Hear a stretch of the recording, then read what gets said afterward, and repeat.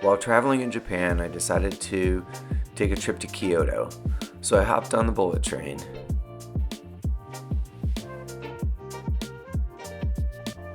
A lot of times when you're traveling on the train, it's a good idea before you get on the train to get a few snacks or drinks, or you can even get a meal. A lot of times there are some quick meals that are ready for you that you can buy in the train station.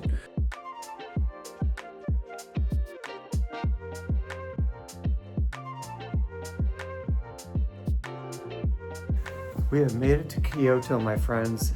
It is where all the cool kids hang out, because there's a lot of young people here. I feel kind of old. In the hotel lobby, it is super hip. Oh, hold on, people.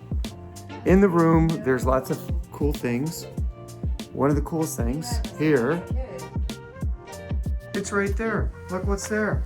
It's a record player. And what do we have on the record player? Stephanie, can you show me the album? Oh yeah. Little Lionel Richie.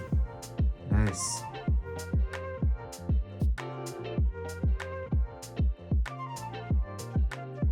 We stayed at the Ace Hotel in Kyoto, and it's kind of in the middle of Kyoto. It was great. Very hip. A lot of locals hang out there and work in their common space. There's a chocolate store downstairs that we went to. Well, we were on the outskirts of it, and I don't like those chips as much as you do, but it was, let's see, it was super fancy.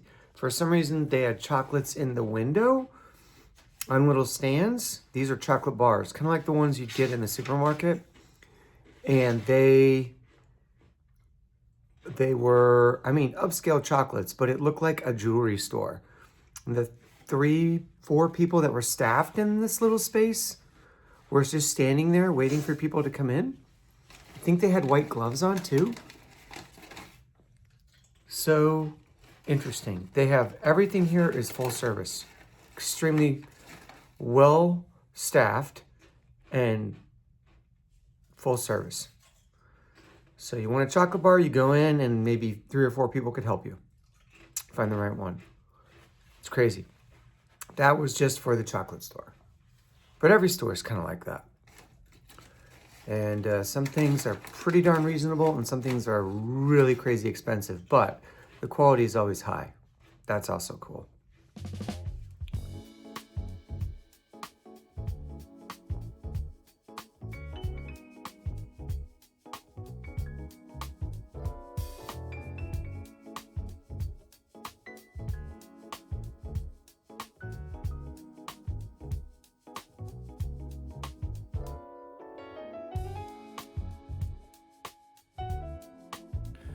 The next day we were off to check out the bamboo forest or one of the bamboo forests. There are 2.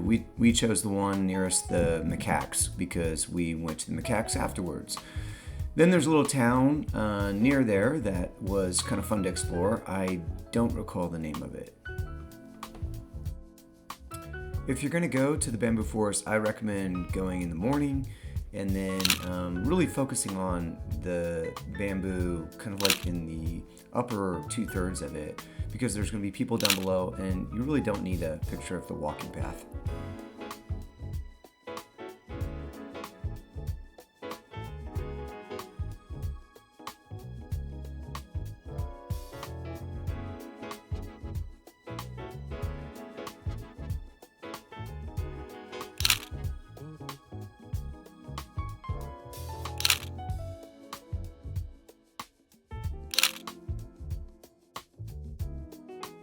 What species of monkey live in this park? Macaque. 200 kinds of monkeys live on the earth. This one has a single species that inhabits Japan. What foods do monkeys eat in this park? Cicada, spider, or snake? You guess. Cicada. You think cicada? Right. They eat cicada and beetles, but hate spiders and snakes. Last one. What do monkeys in this park hate or fear? Being touched, being stared, being hit by a stone. Hit by a stone. Being touched. They hate all of them.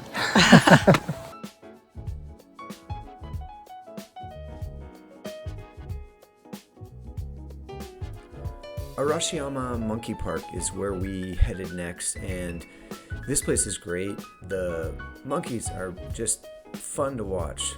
There's older monkeys, there's younger monkeys. You can even feed them if you'd like. You've got to go into the house and feed them through, of course, the safety kind of windows. And then you have to follow some rules usually when you're up there to make sure that you keep yourself safe and keep the monkeys safe. And there are people there that will monitor basically the monkeys while you're there too. But there's also, I guess the most frustrating thing is sometimes there's obviously tourists who don't really read the signs or pay attention and kind of get a little too friendly with the monkeys. So anyway, it's fun to go to, and I definitely recommend it. And you get lots of opportunities to take photos of these guys too.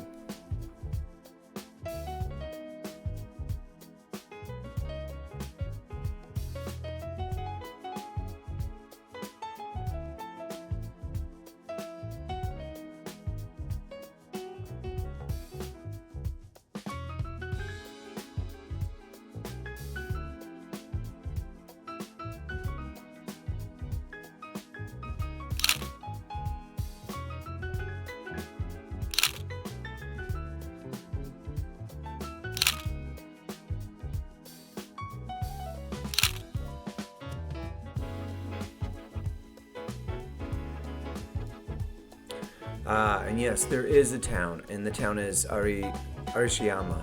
Arishiyama is basically the whole area. It's also the name of the monkey park, and it has lots of fun things to check out. We even found this cool old trolley that we took a train ride back to the main train stations to get back. But you could spend a whole day here. It was great.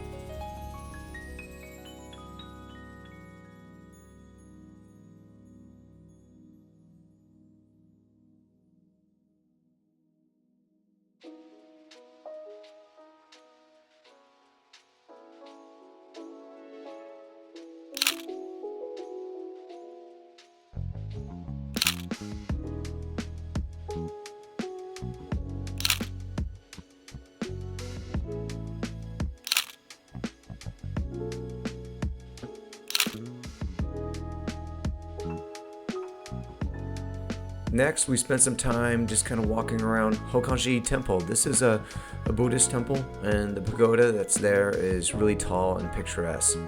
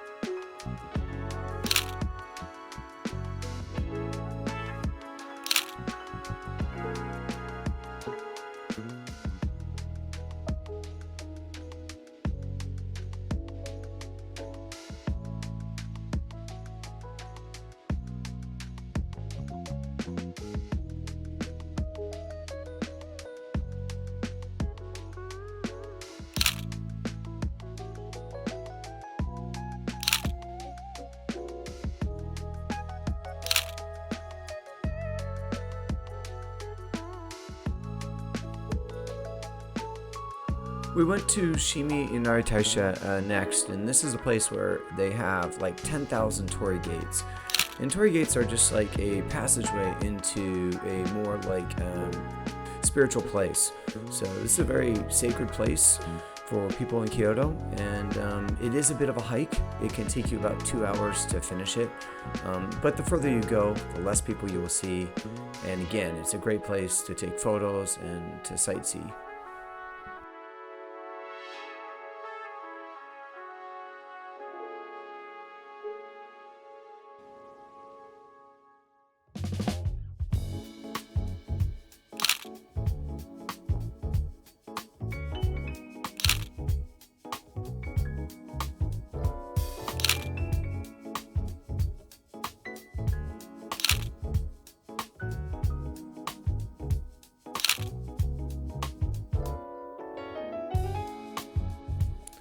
We even found a taco truck in Japan after our big hike, so we shared a quesadilla. That was pretty nice.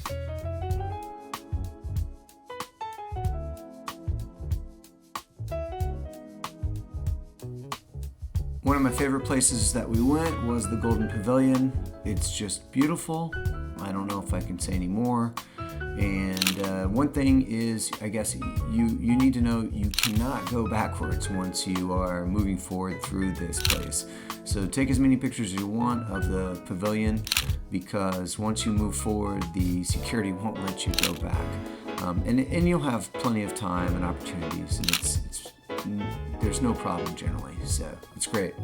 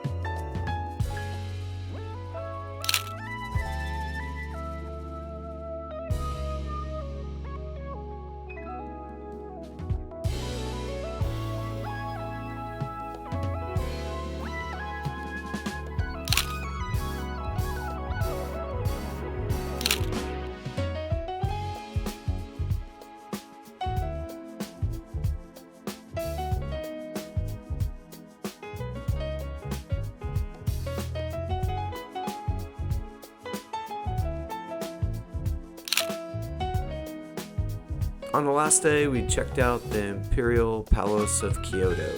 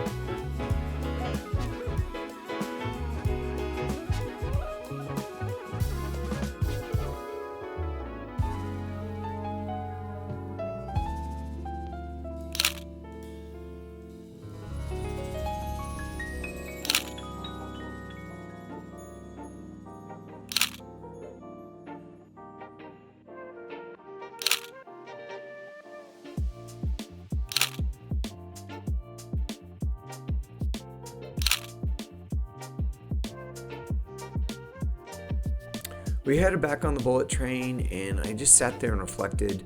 What a great trip. Kyoto was amazing. It lived up to all our expectations, if not more. We're definitely going to have to come back to this place to explore places we didn't get to go to in Kyoto and just other cities. So, thanks for watching. Hope that this was enjoyable for you, and please like and subscribe. Until next time, folks. Ciao.